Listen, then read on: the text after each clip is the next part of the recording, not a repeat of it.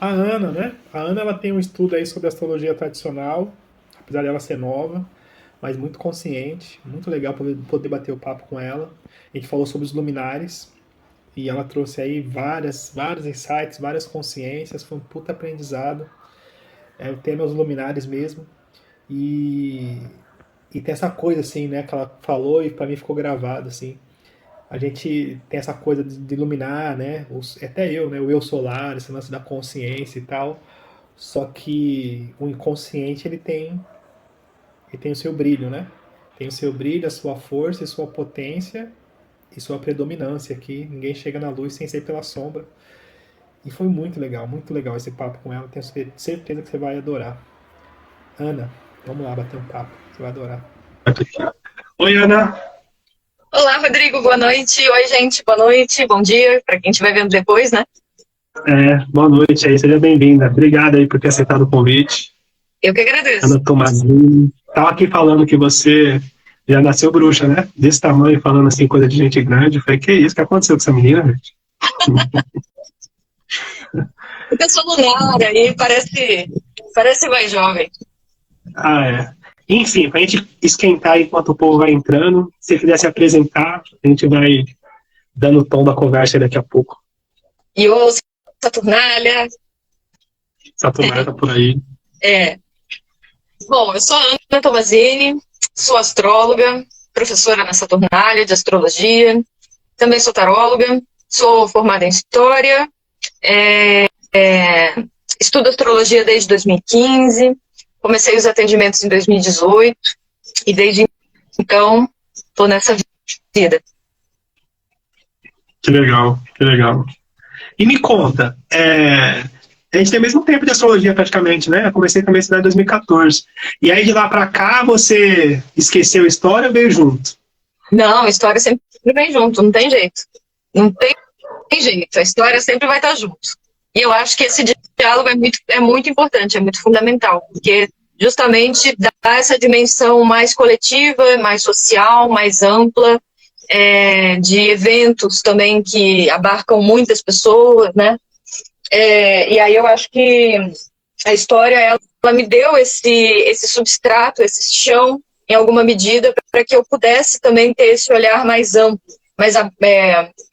que eu pudesse sempre olhar o indivíduo também a partir de uma lógica social e coletiva, e não olhar cada narrativa como única, ainda que cada narrativa, em alguma medida, seja única, mas ela está refletindo o céu de um momento que sempre será coletivo. Então, essa pessoa, ela, enfim, quem é ela no mapa natal, em alguma medida, são alguns pontos, é um ponto específico, né? Todos os outros estão falando todas as casas, planetas e, enfim, aquela coisa de, Vênus, às vezes, ela, claro, está falando de questões de amor, sexo, artes, beleza, estética, mas ela também, muitas vezes, está falando quem é a mãe no mapa da pessoa, né? Assim como o Sol também, ele está falando de algumas questões, mas ele também, às vezes, pode estar falando quem é o pai, ele pode estar falando da relação dessa pessoa com figuras solares, com figuras de autoridade. Então, pode ser o presidente da República no mapa de astrologia mundana, né? Então, assim, isso vai variar muito também de qual abordagem, qual técnica astrológica a gente está empregando, né? Numa natividade vai ser uma coisa, num mapa coletivo mundano vai ser outra, num mapa que a gente vai abrir uma perguntinha ali, tipo, meu gato fugiu, cadê meu gato? Onde é que ele está? Astrologia horária. E o Sol vai ter outra função. Então, também é entender que cada mapa que a gente abre, cada mapa que a gente levanta, também os planetas eles vão ter essa versatilidade, né? E eu acho que se a gente não entende esse aspecto mais amplo, né, não comunga com o coletivo, não tenta retornar a nossa comunhão com o coletivo, as coisas ficam um pouco empobrecidas. Sim, com Eu acho que certeza. quanto mais gente. Desculpa, pode falar. Quanto mais gente, Não, pode falar. Quanto mais gente a gente coloca, mais rica a história fica. E aí a história individual e a história coletiva também, né? sim. Mas me conta uma coisa. Como que a astrologia chegou para você? Chegou através dos textos do João Acuio no Facebook da Saturnália, em 2015, 2013. Eu comecei comecei a ler, comecei a acompanhar os textos dele, os textos old school do João Apuio. E aí eu falei, nossa, mas tem alguma coisa aí nessa escrita e nessa maneira de ver o céu e nessa maneira de colocar ali uma questão política que não é manualzão pronto, né? Não é uma fórmula, não é uma receita de bolo. Tem uma coisa aqui complexa, tem uma coisa aqui interessante, tem uma coisa diferente. Então, ali eu comecei a ter um encantamento cotidiano, ou praticamente cotidiano, né, de acordo com os textos que eu lia, que eu tinha acesso, e os textos que eu fui vendo também em retrospecto, né, e aí eu fui vendo, nossa, eu acho que esse negócio de astrologia é uma coisa bastante interessante, né, não é só o signo, não é só o sol, tem outras coisas, tem muitas nuances, tem muitas, e isso dá para ser pensado também dentro de uma perspectiva poética.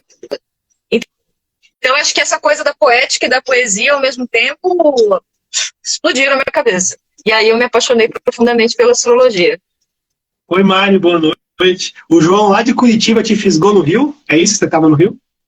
Fisgou. Nossa, fisgou total. Assim, minha cabeça explodiu e eu falei, nossa, eu acho que eu preciso estudar isso, hein? Acho que eu preciso conhecer isso aí. Essa tal de astrologia acho que faz sentido. Aí você fez uma astral com ele? Não, levou tempo.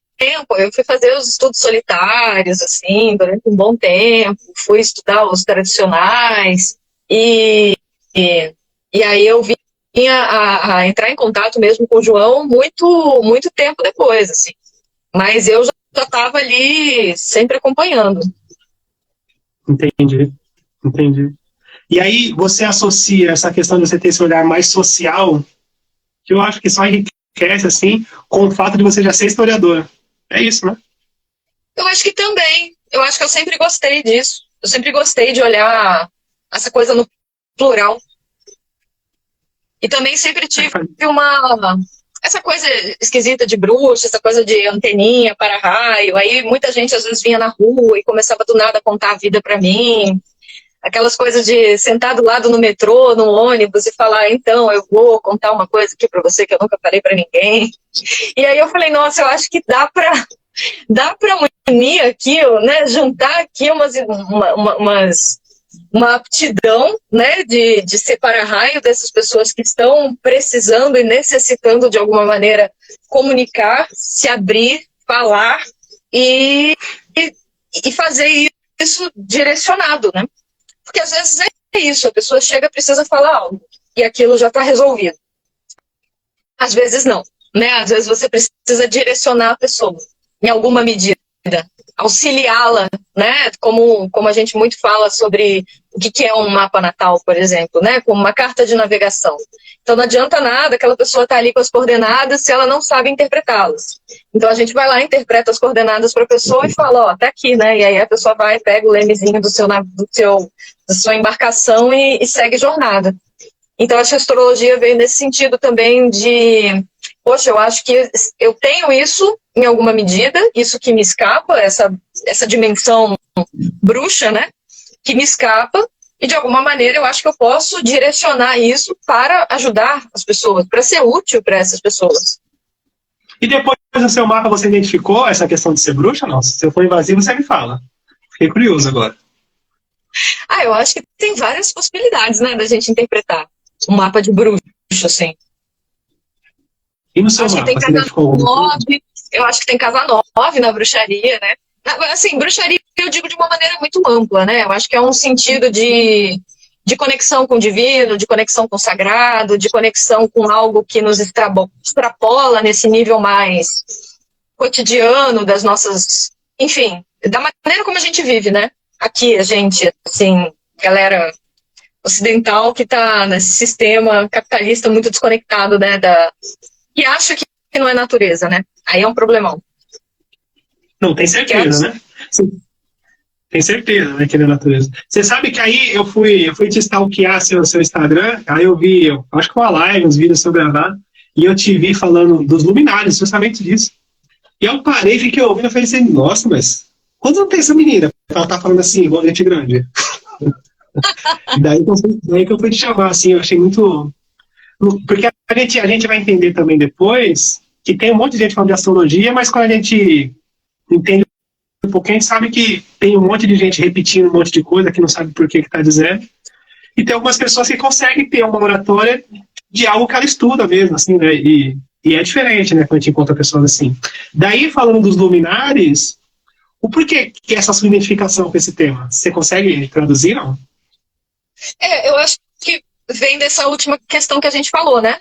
Dessa questão de o ser humano ter certeza que ele não é natureza, né? Tanto que a gente vê, por exemplo, agora, Réveillon, janeiro, férias. O que a gente vê muito no Instagram, né? As pessoas vão viajar, vão para um lugar, vão para uma cachoeira, vão para o meio do mato, vão para uma praia, se reconectar com a natureza, entrar em contato com a natureza, sendo que a gente é a natureza o tempo inteiro. Então, eu acho que a questão dos luminares ajuda a gente a pensar isso, porque eles são cíclicos, e a natureza, assim como nós, que somos natureza, somos cíclicos, somos bichos cíclicos. Sim. E você... Desculpa, pode falar aí? Não, diga. E você... Eu sou sagitariano e tá ascendente em peixe, né? Então tenho meio que um olhar mais filosófico e tal, dá umas viajadas.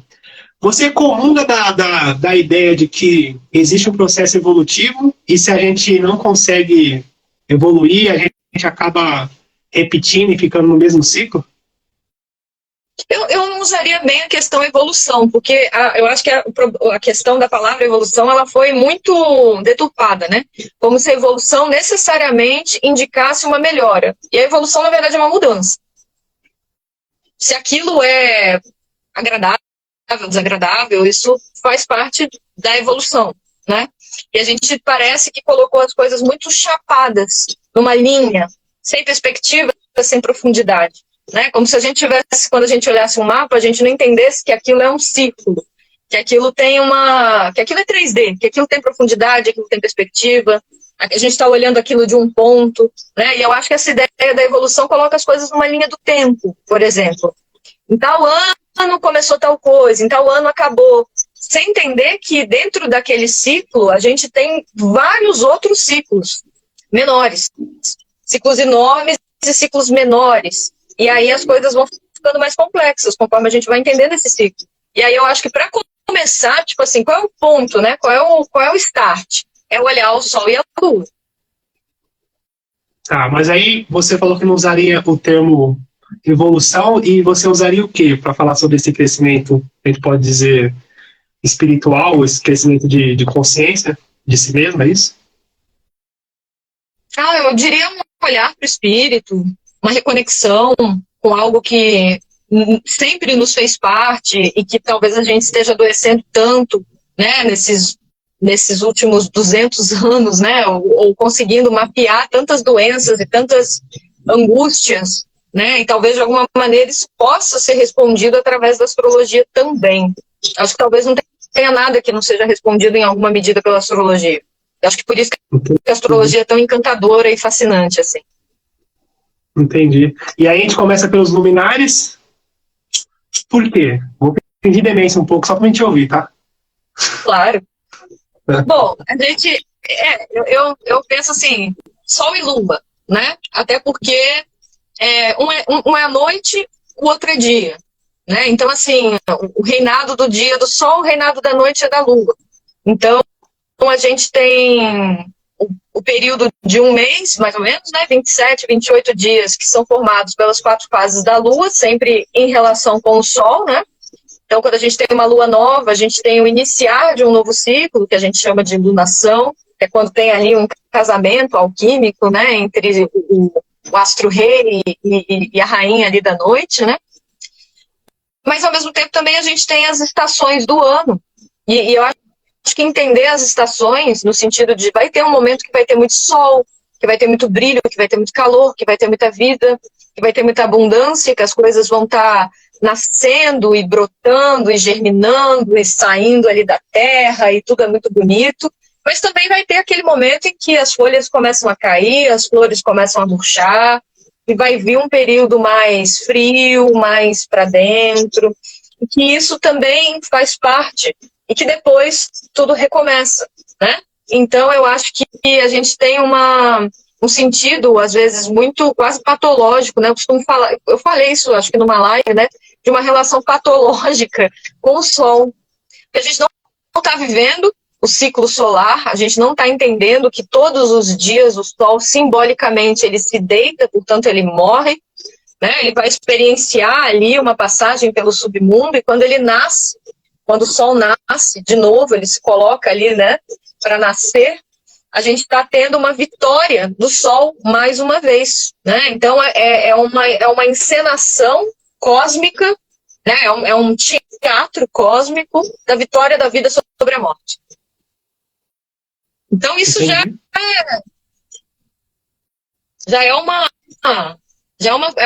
é um sentido, é uma orientação, né?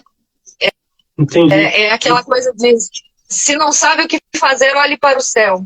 E aí, às vezes, o céu vai dizer, não, é um momento de realmente silenciar, dormir, sonhar, né? Se conectar com aquele lado, com aquela esfera lunar, daquilo que a gente não consegue dar muito contorno, daquilo que realmente extravasa a nossa consciência, né? A consciência no sentido de que a gente acha o que é lucidez, o que é verdade, o que é... Mas as duas coisas estão intimamente conectadas, porque imagina viver só uma dinâmica solar, né? Viver uma dinâmica extrema, como se a gente vivesse num eterno verão, né? Que é isso, assim, a gente fica como se fosse assim, buscando eternamente uma sensação e uma experiência de verão. Mas a vida não é só verão, a vida é inverno, né? Então, assim, a gente vê tanto no Sol quanto na Lua esses momentos invernais. Quando a Lua está minguante, né? Ela é um momento de uma Lua que representa uma idade madura, uma idade que se encaminha para a velhice. Quando o Sol transita pelo signo de Aquário, como a gente está aqui hoje, ele está representando, né, para a simbologia astrológica, o auge, o ápice do inverno. Então, é um momento de recolhimento.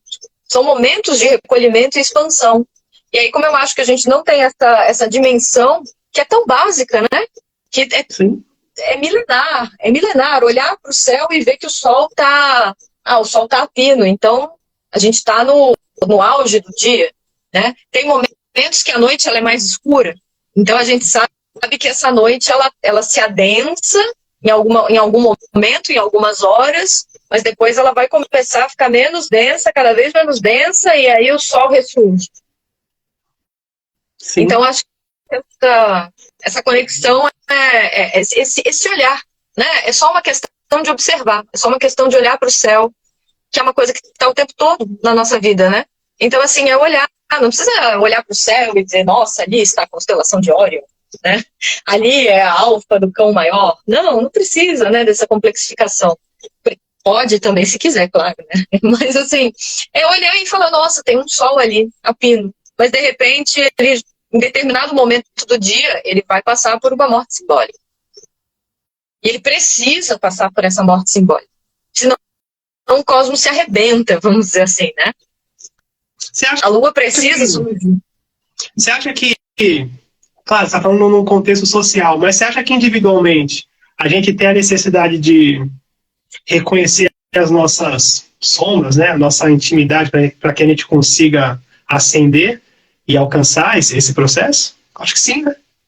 Acho que sim. Eu acho que a gente tem que observar e, sobretudo, é um exercício também de humildade. Como se a gente estivesse se alfabetizando numa linguagem que a gente perdeu. É como se fosse um alfabeto antigo que está à nossa disposição. Não é uma língua morta, é uma língua vivíssima, né? E que está à nossa disposição. Então, eu fico pensando essas coisas, por exemplo, né? Agora partindo para uma brisa. Essa coisa de estar sempre essa busca de vida em outro planeta para saber se, em caso a Terra colapse, a gente vai para Marte, né?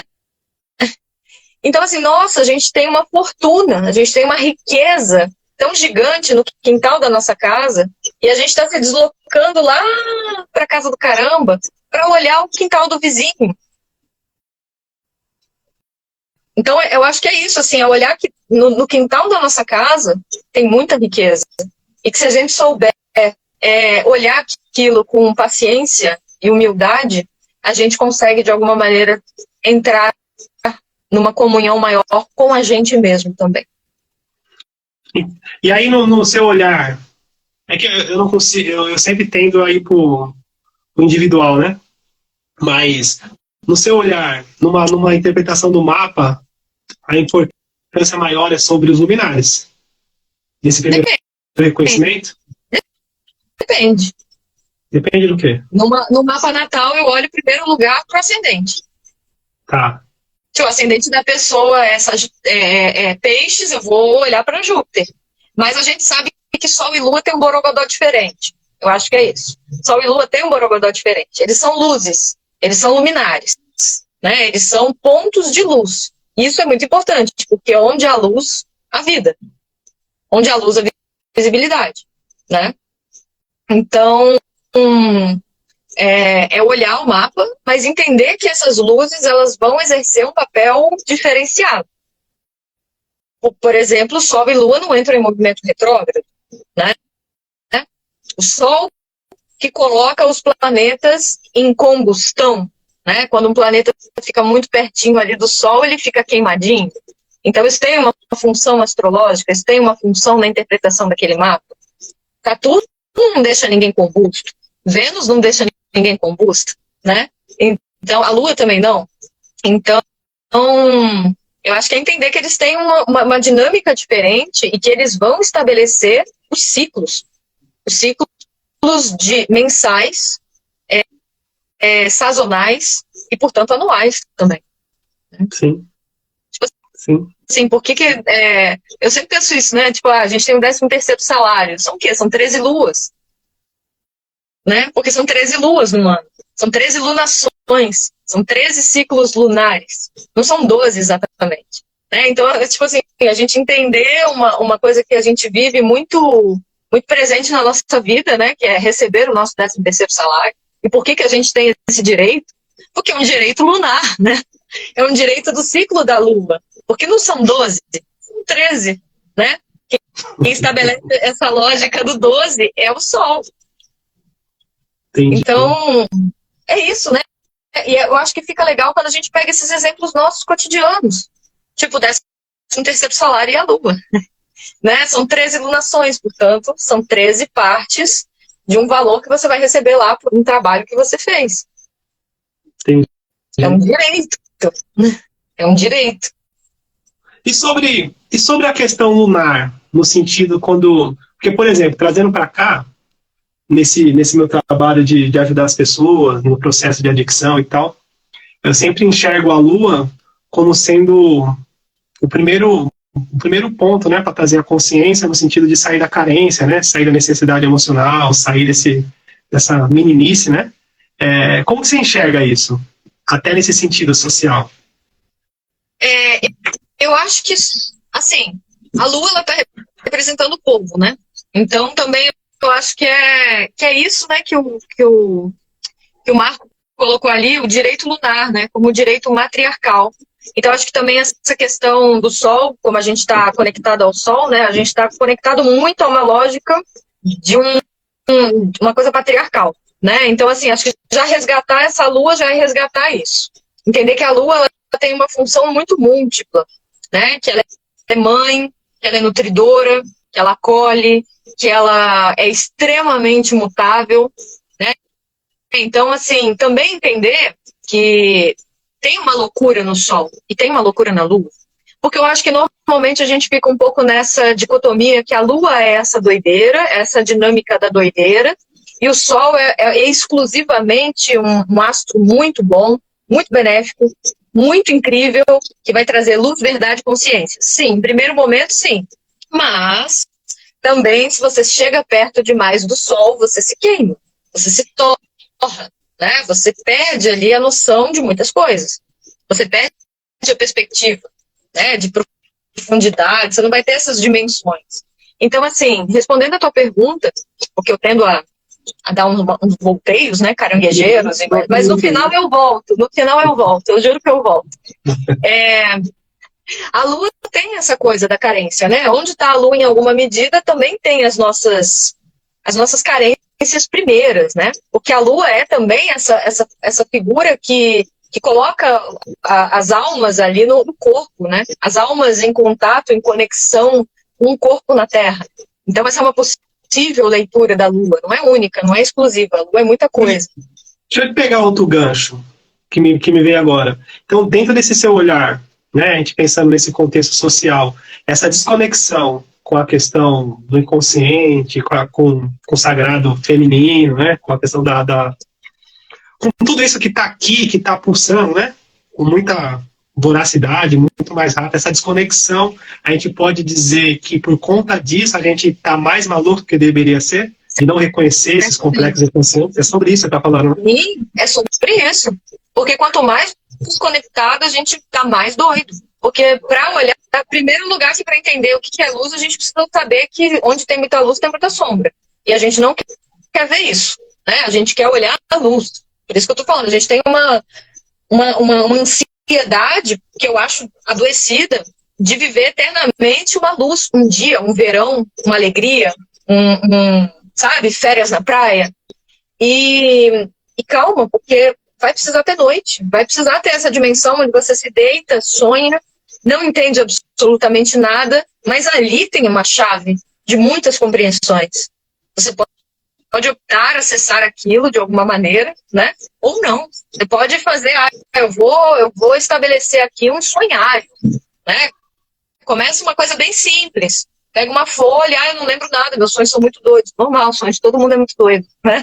Bota uma frase, um sentimento, uma sensação, e aí eu tô falando isso até inspirado no Oráculo da Noite, do Siddhartha Ribeiro, que ele fala isso assim, né? Como fazer um sonhário.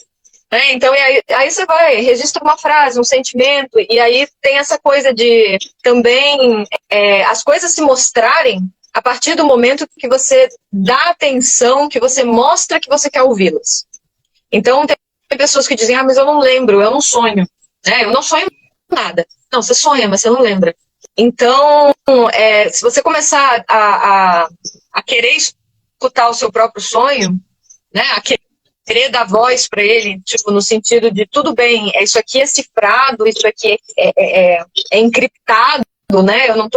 Não é uma coisa clara como o dia, mas isso aqui pode levar a uma chave de compreensão sobre sentimentos, sensações, traumas, vivências, experiências, expectativas e desejos que, se eu começar a olhar para eles, eles vão entender que eu estou querendo ouvi-los e eles vão começar a aparecer mais. Então, eu acho que é tudo uma questão disso, de olhar, escuta, né, de prestar atenção. E eu acho que tem que passar, não tem jeito, por um exercício cotidiano. Sim. É um exercício de observação cotidiana. Você não precisa ser astrólogo para saber que a lua está minguante ou que ela está crescente, né? E às vezes entender, a lua está crescente, eu me sinto assim. Mas eu me sinto assim toda a lua crescente? Talvez não. Mas tem alguma coisa em comum entre todas as luas crescentes? Talvez, né? Então, não tem essas coisas que, por exemplo, quando as luas estão cheias, os gatos tendem a fugir mais de casa, tem mais histórias de gatos fugindo. Então, alguma coisa, essa lua, ela está mexendo, né? Ela está mexendo com o humor dos gatos, com o fluxo das marés, com os ciclos menstruais de pessoas que menstruam, né? Não precisam ser necessariamente mulheres cisgêneras, né? Pessoas que menstruam. Isso está mexendo com outras coisas também. Então, que tal eu parar e escutar um pouquinho? E como é que eu paro para escutar a lua? Talvez uma dimensão do sonho, do onírico, de quando eu estou dormindo, né? De quando eu entro num outro reino, que é o reino do sonhar, que é o reino onde se desafia a lógica, né? Onde se desafia esse pensamento cartesiano, essa coisa quadrada, né? Então, assim, a lua desafia isso o tempo inteiro. Então, acho que a gente tem muito medo da noite, não é? A gente não tem medo do escuro. A gente tem medo do escuro, né? A gente vai ver filme de terror, a gente apaga a luz, né? Então, por quê? Porque o escuro, ele tem uma coisa imersiva. Eu não apago a luz para ver filme de terror, não. Sou medrosa. Eu já nem vejo filme de terror. Mas você sabe que você falou disso, e teve um período que eu trabalhei com algumas instituições, com algumas clínicas, assim, né?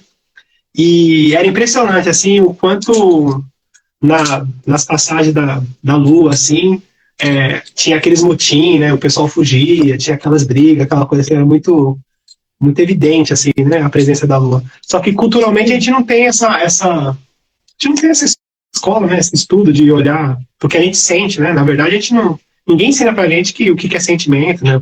Não. São.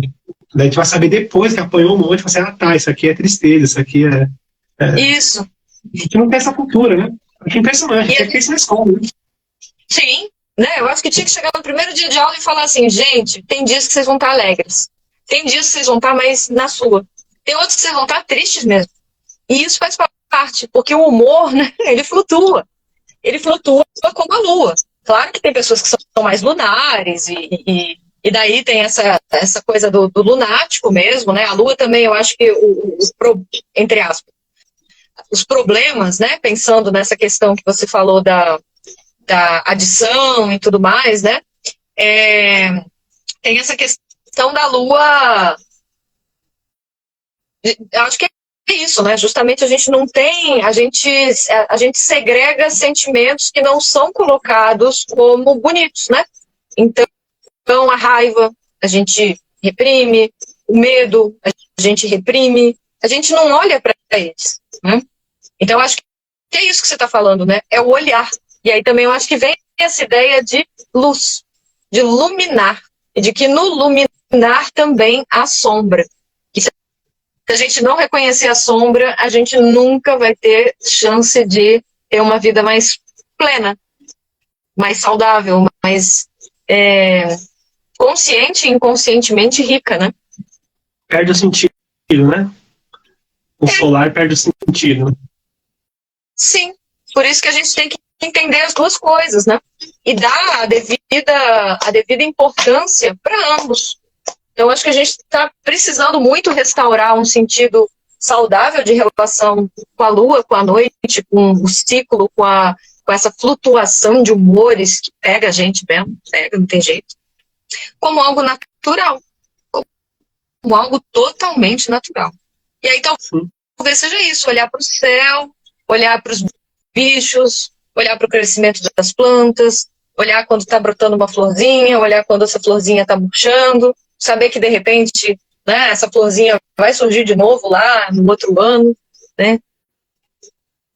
Eu acho que até as religiões também elas têm esse contexto, né, de esconder a sombra, né? É muito cultural isso, né, de ser correto, né, de ter uma moralidade, né, que tenha que expressar, né? Então eu sou o que eu fiz, que eu sirvo e tal, e a gente de novo não para reconhecer a nossa intimidade, né? E aí cria os outros complexos, né? Sobre isso, né? Exato. Sim, também, né? É uma moralidade no sentido de... E que também tem um preço, né? No sentido de, se eu for legal, eu vou ter essa função. Poxa, você precisa, né, pensar que depois de morrer você vai ter uma salvação, porque...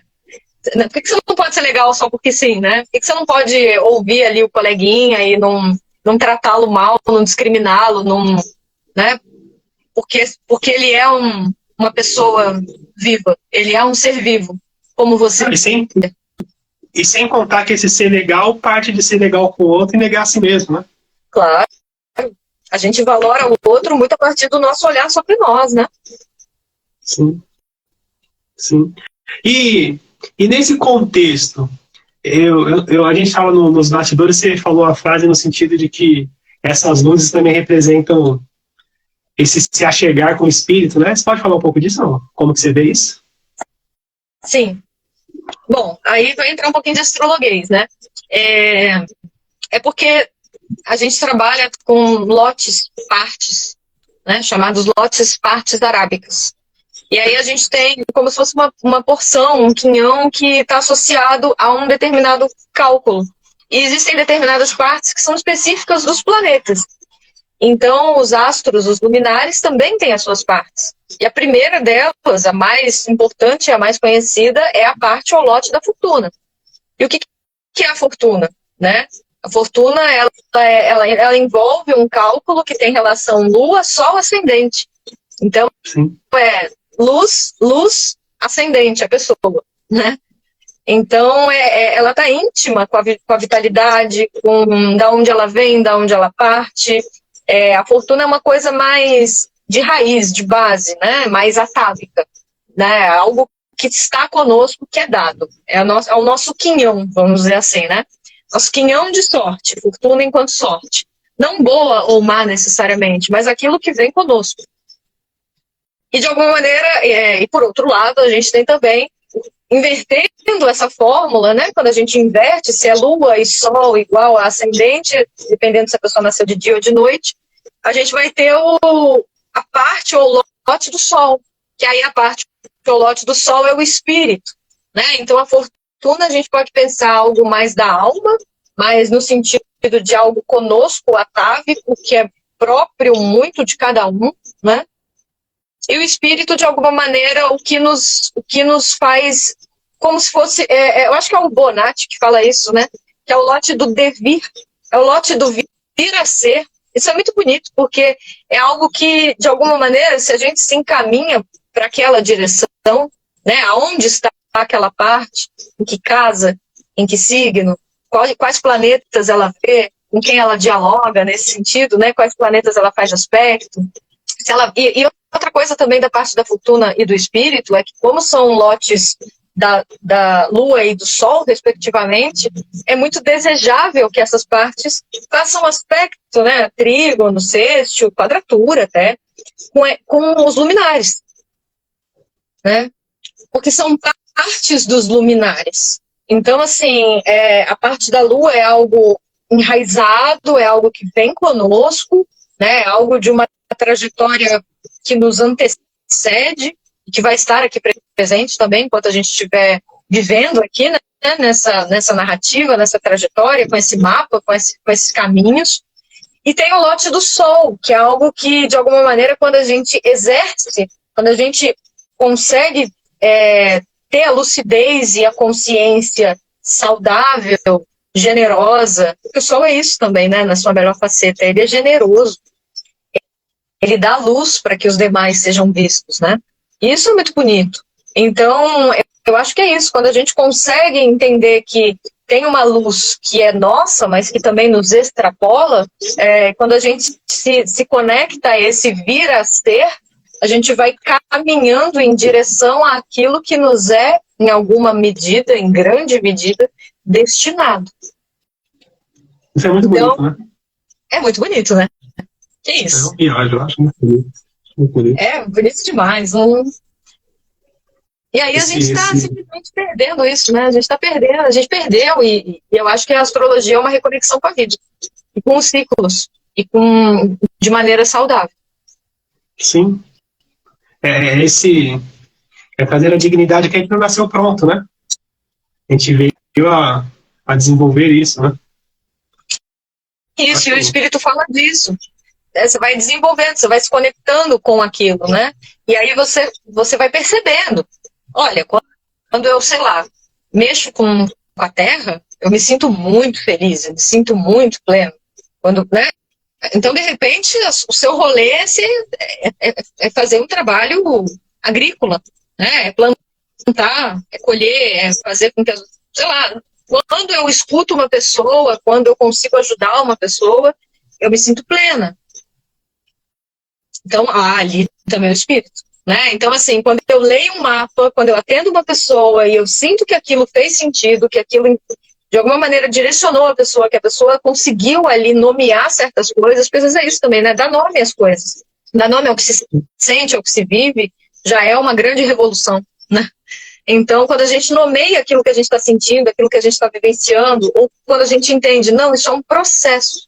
Você está neste processo agora, mas isso não será a sua vida inteira, né? Ou então, olha, tem coisas estruturais aqui, que de algum vira e mexe, elas vão reaparecer. Então, você precisa, algumas coisas vão ter uma uma dignidade no sentido de importância, que são fundantes para a vida, né, dependendo de cada pessoa, de cada narrativa, enquanto outras vão ser mais passageiras, vão ser mais, né, é um fluxo, é um período, e eu acho que é isso, assim, quando a gente se conecta com os ciclos, com as luzes, com a luz e com a sombra e com a dimensão de que para que haja vida é necessário haver morte, simbólica e literal também, a gente a gente vive de maneira mais plena. A gente fica menos adoecido. A gente sofre menos, né? A gente se traumatiza talvez menos. A gente vive uma vida mais plena, entendendo que percalços, durezas, sofrimentos fazem parte da existência de tudo que é vivo. Sim. Fica mais lúcido, né? Na verdade, fica mais lúcido, né? Não tem mais grandes euforias, grandes emoções, né? É com lucidez, né? Não, a gente pode ter euforias. A gente pode ter momentos de euforia. Mas eu acho que entender que essa euforia, ela acaba. Eu acho que o problema é quando a gente não entende que a euforia, ela acaba também. A grande alegria, ela também acaba. Não dá para viver constantemente em perpétua... Nossa, isso aqui é uma festa, né? A gente tem que entender que vai ter um momento que aquela festa vai acabar e que alguém vai ter que limpar ali as mesas, lavar a louça, apagar as luzes, né? E que depois essa festa pode voltar. Mas que a gente vai ter que fazer esse trabalho também. E eu acho que a gente está com muita dificuldade de lavar a nossa própria louça. No sentido social. Mas me fala um negócio, assim, você sempre traz o olhar social. Eu acredito, idealista, tá? Eu acredito que é de um a um esse despertar, assim, sabe?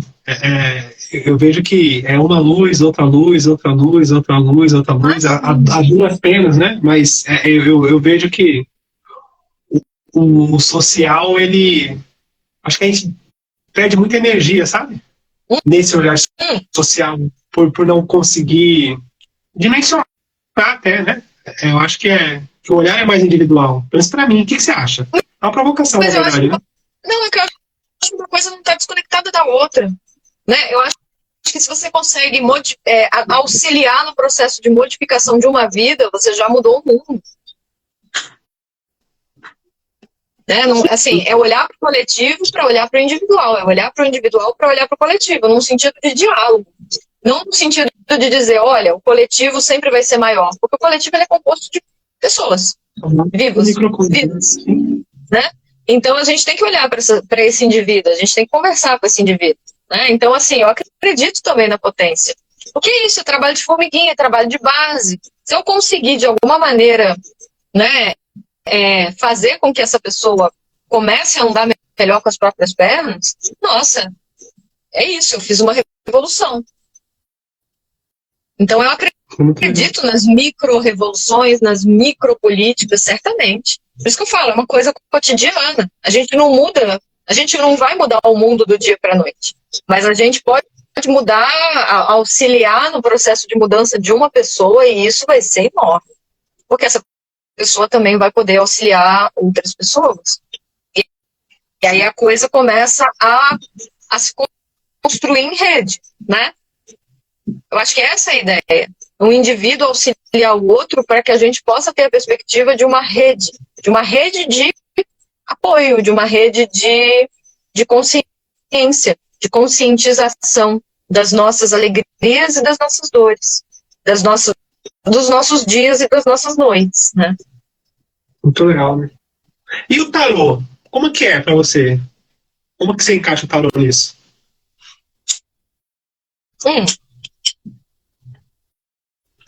Olha, eu acho que o tarô eu acabo fazendo uma leitura mais...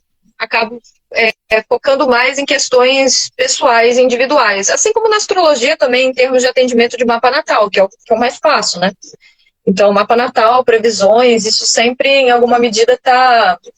Mas eu acho que dá para a gente jogar uma sementinha no sentido de, olha, isso daqui, de repente, que você está vivendo, você não é a única pessoa a vivenciar isso, né? Isso aqui, às vezes, tem até um caráter no sentido de... Não é para minimizar ou diminuir, muito pelo contrário, o sofrimento que aquela pessoa esteja vivenciando, aquela angústia, aquele dilema, mas fazer com que a pessoa de alguma maneira também entenda que aquela dor, aquele sofrimento não foi experienciado por ela pela primeira vez, ainda que cada dor em cada pessoa vá ser sentida de uma forma diferente, porque cada pessoa é única. Então, eu acho que é essa relação no sentido de, olha, essas dores e essas alegrias, elas são maiores, elas podem ser ainda maiores se divididas e partilhadas.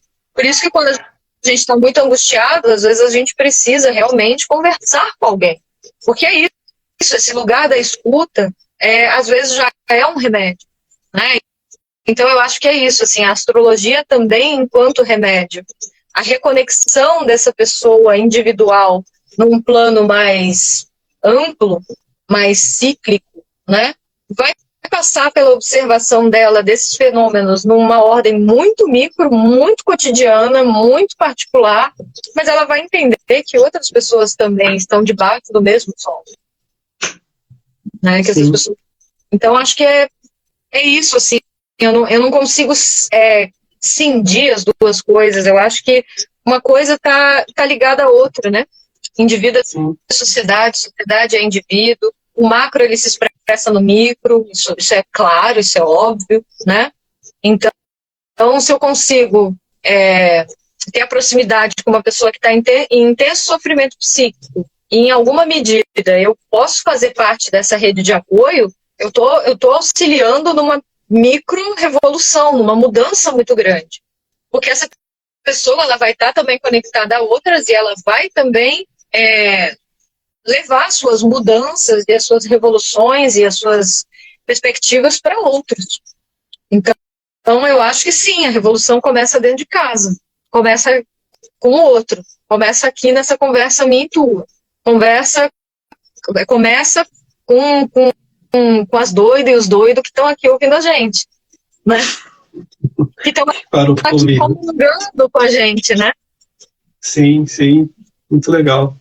O povo que passou aqui falou, bom, mas essa menina que passou aqui, mas quem é essa menina, gente? Ela chegou depois, eu não ouviu falar, repetiu o que eu disse. Mas enfim, Ana, uma delícia te ouvir, o tempo passou rápido, já deu 1 hora que a gente está aqui. Uau! Eu estou aqui me deliciando. Eu queria que você falasse do seu atendimento, como te achar, o que você está aprontando, da Saturnália também, acho que é legal isso também. Estou sempre aprontando várias, né? Então eu tenho a Vespertina Astrologia, que é meu perfil aqui no Instagram. Vespertina, @Vespertina Astrologia. Por que o nome Vespertina? Por que o nome Vespertina? Assim, foi uma coisa muito... Na época eu não sabia de uns trem astrológico aí, e aí que ficou legal a bruxaria mesmo. Porque eu falei, não vou homenagear a Vênus. Né? Vou homenagear a Vênus, que é a Véspera, é a estrela vespertina. E simplesmente criei a Vespertina nessa toada. Que a ideia também era escrever textos astrológicos noturnos. E a gente sabe que a Vênus, ela é um astro, né? Ela é um planeta que fica mais confortável ali de noite, né? E aí eu descobri depois que eu tinha meu Mercúrio vespertino no mapa. Então tipo assim, eu mirei na Vênus e acertei Mercúrio. Ou as duas coisas ao mesmo tempo, né? Sim. Mais Mercúrio, né? Pela comunicação. Exatamente. E aí, o que você anda aprontando? Como te encontrar? Saturnália? Vocês me encontram pela... Sim, né? Eu sou professora da escola de Saturnália, eu sou professora de astrologia lá. Inclusive, fazer aqui um jabá rapidinho. A Escola Saturnália de Astrologia e Tarô está com as matrículas abertas, tanto para astrologia quanto para tarô. As novas turmas começam agora, no iniciozinho de março. E matrículas abertas, né? Entrar no site saturnalia.com.br. Lá vocês vão ter todas as informações, todo o currículo, o que a gente vai abordar nas aulas, nos semestres e tudo mais, né? E para me achar, eu estou na Vespertina Astrologia, eu escrevo textos, brisas astrológicas, horóscopos, e estou com a agenda aberta aí para fevereiro, para fazer leituras de mapas natais e previsões, né? E também leituras de tarô. Então é isso, assim, vocês me encontram pela Vespertina e pela Saturnália enquanto prof. Que legal. Te agradeço, uma beleza te ouvir. Muito obrigada, Rodrigo. Muito agradeço. Te ouvir um monte. Manda um abraço pro João, se ele estiver por aqui ainda. Tamo junto. E é isso. Tamo Agradeço junto. um pouco que ficou por aí. A Marli tá mandando um beijo pros dois. Enfim. Os doidos, certamente. Amo. E beijo. Obrigado aí por compartilhar. Tamo junto. Obrigada, Rodrigo. Boa noite. Valeu. Valeu. Valeu, gente.